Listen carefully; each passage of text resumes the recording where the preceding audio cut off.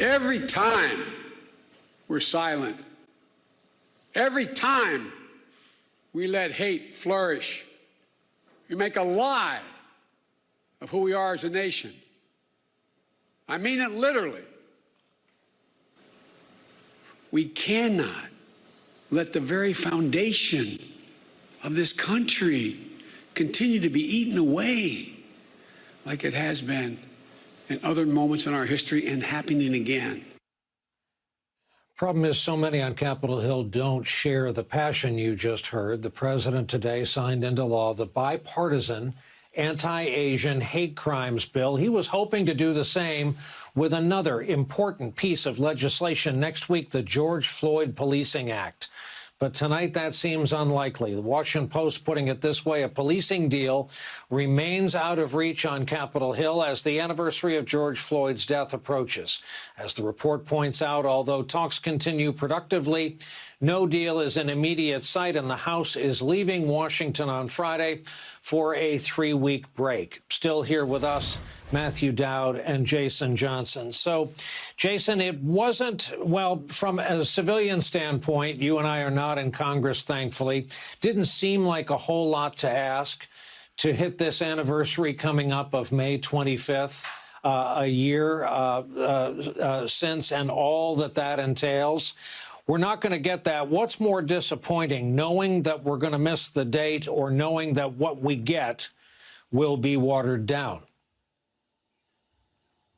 It's infinitely more disappointing that what we get is probably going to be watered down, Brian. And I want to talk about this with the sort of the Asian hate bill and the George Floyd Policing Act, because I think they're both important.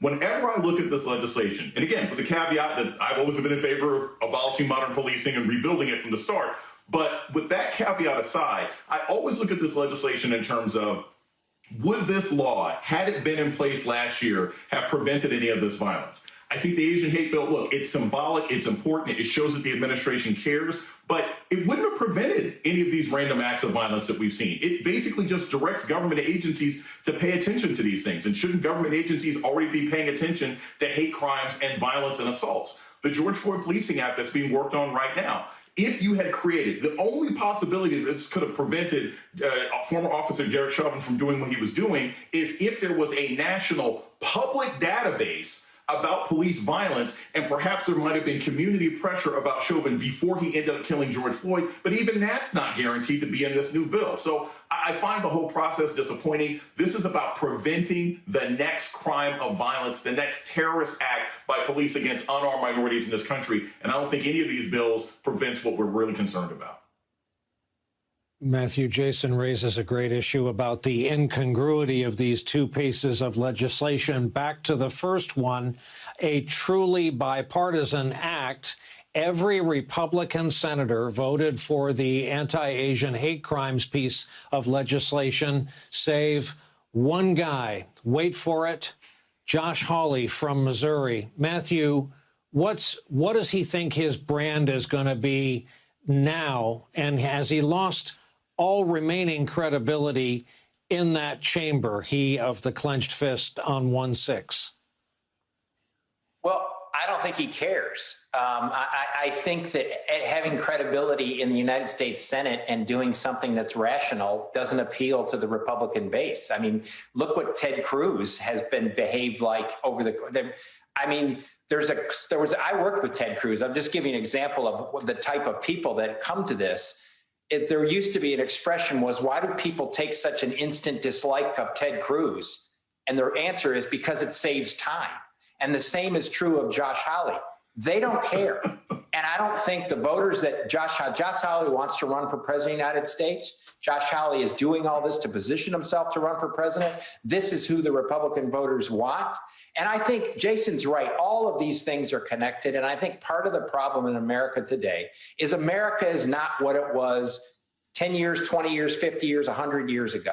And what's happening now is the Republican Party has become the party of stop America's diversity, right? Stop the empowerment of groups in the country that are now a significant part of the country. I'll give you an interesting fact. White heterosexual male Christians represent just over 25% of the country. white heterosexual male Christians. White heterosexual male Christians represent 80% of all the power levers in the country. Politics, the economy, all of the power levers. And what we're seeing is because it's dropped from 90 to 80, there's this huge pushback from people like Josh Hawley. That's why I think why they're opposed to the policing acts. All of this stuff is has race at its core.